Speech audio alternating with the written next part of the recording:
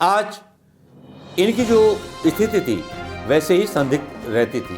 और कांग्रेस में, क्योंकि कांग्रेस एक बड़ा समुद्र है, उसमें ऑक्टोपस भी हैं, मछली भी हैं, व्हेल भी हैं, बहुत बड़े बड़े नेता हैं जो बहुत बड़ा कद रखते हैं गांधी परिवार की तारीफ राहुल गांधी। लेकिन यहाँ बड़े जोड़ तोड़ हैं, बड़े जोड़ पोड़ हैं, क्योंकि यहाँ खुद कांग्रेस के नेता ही राहुल गांधी को अपना नेता मानने को तैयार नहीं है। ये बात आपको बड़ी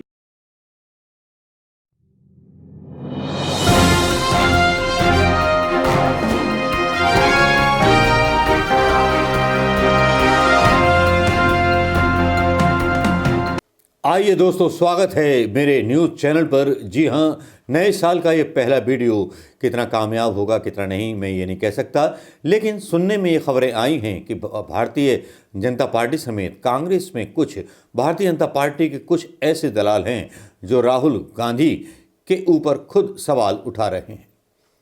अब आपके मन में ये प्रश्न उठ रहा होगा, ऐसे कौन से लोग हैं?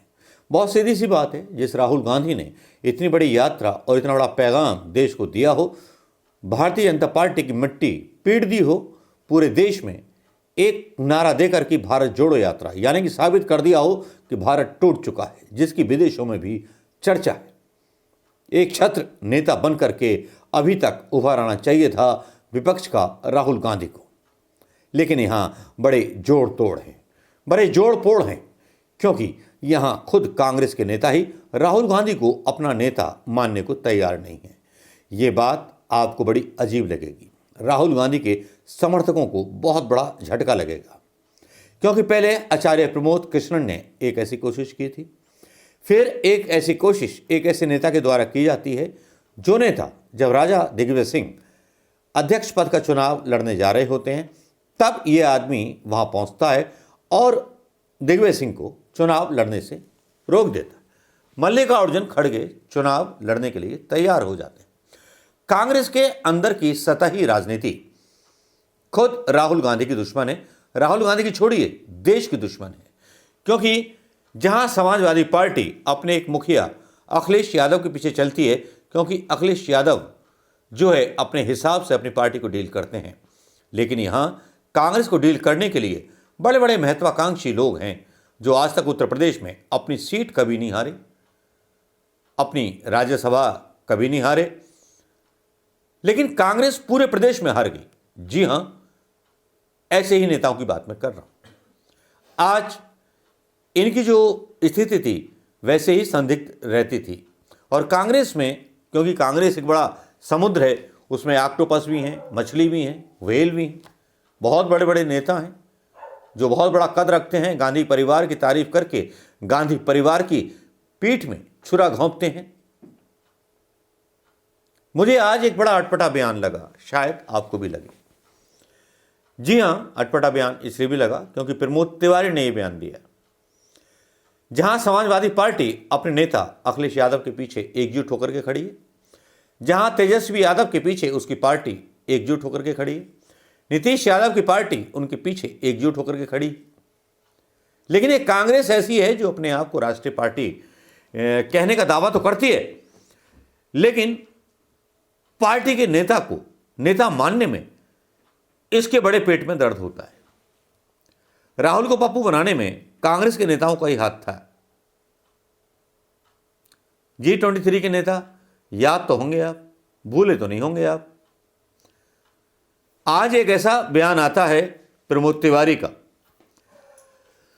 जो सारे कांग्रेस समर्थकों का उत्साह तोड़ देता है, साथ में तोड़ देता है वो जिजीविषा जो कश्मीर तक जाने वाली है। आने वाले दिनों में शायद प्रमोद तिवारी के इस बयान से कितना फर्क पड़ेगा कितना नहीं, लेकिन प्रमोद तिवारी ने बयान क्या दिया। राहुल गांधी टी शर्ट में घूम रहे हैं, नौ प्रेस कॉन्फ्रेंस कर रहे हैं, गिद्धों की प्रेस कॉन्फ्रेंस जो गोदी मीडिया की है उसका जवाब दे रहे हैं, टी शर्ट पर उनको बदनाम किया जा रहा है, सारा कुछ सह रहे हैं राहुल गांधी।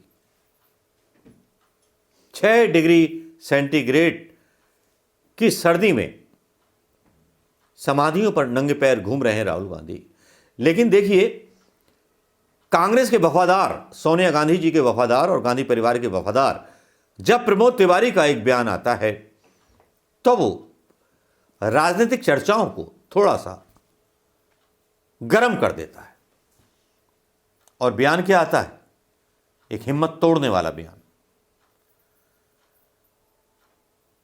जब उनसे मैं खबर पढ़ के सुना देता हूं, लोकसभा इलेक्शन 2024 हेडिंग दिया गया है और ये न्यूज छापी गई है एबीपी लाइव के द्वारा। एबीपी पर आज कांग्रेस के कई नेताओं के इंटरव्यू लिए गए। अगले साल होने वाले लोकसभा चुनाव से पहले विपक्षी एकता को लेकर फिर से कवायद शुरू हो गई है। क्षेत्रीय पार्टियों द्वारा अपने अपने नेता का नाम नेतृत्वकर्ता के तौर पर उछाले जाने के बीच कांग्रेस के वरिष्ठ नेता और राज्यसभा सांसद प्रमोद तिवारी ने कहा है कि यह वक्त का तकाजा है कि बीजेपी को हराने के लिए विपक्षी पार्टियों को एकजुट हो जाना चाहिए। नेतृत्व या फिर पीएम का चेहरा कोई मायने नहीं रखता। अगर विपक्ष एकजुट होकर के बीजेपी को सत्ता को से बेदखल कर देता है तो बाद में यह सब तय हो जाएगा, यह कोई बड़ा इशू कतई नहीं बनेगा।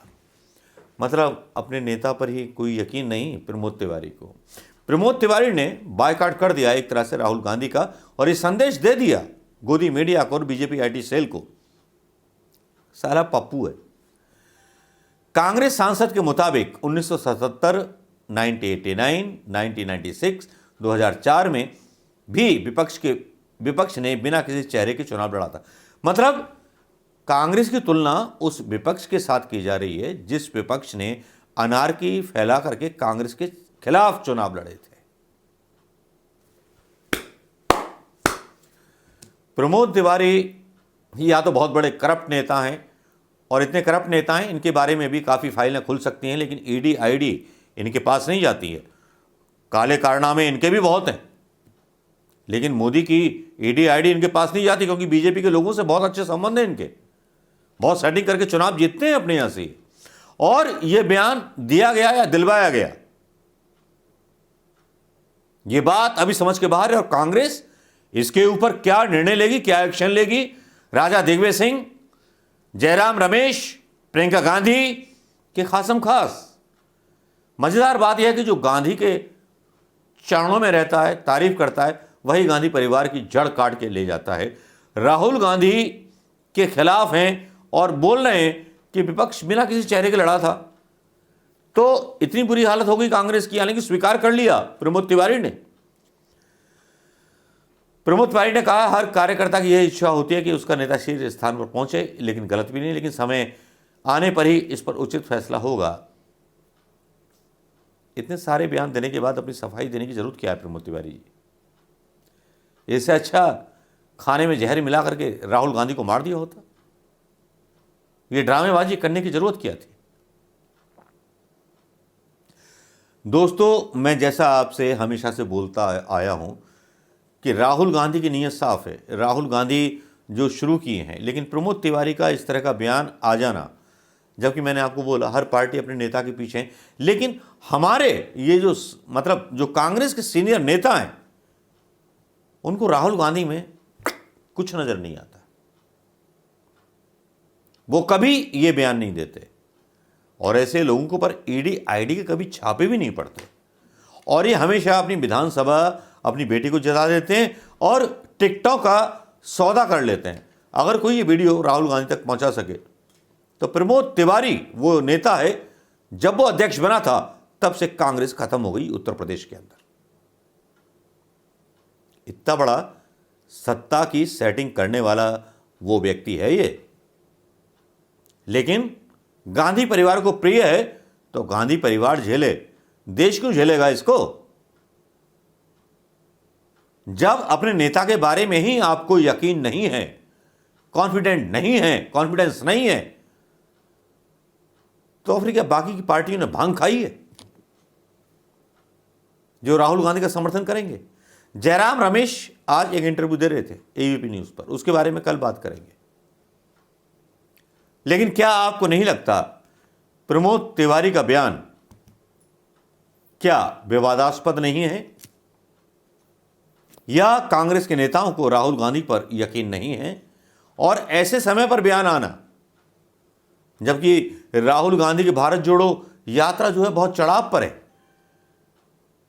यही कांग्रेस के नेता खुद कांग्रेस में गांधी परिवार के पीठ में छुरा घोंपते हैं।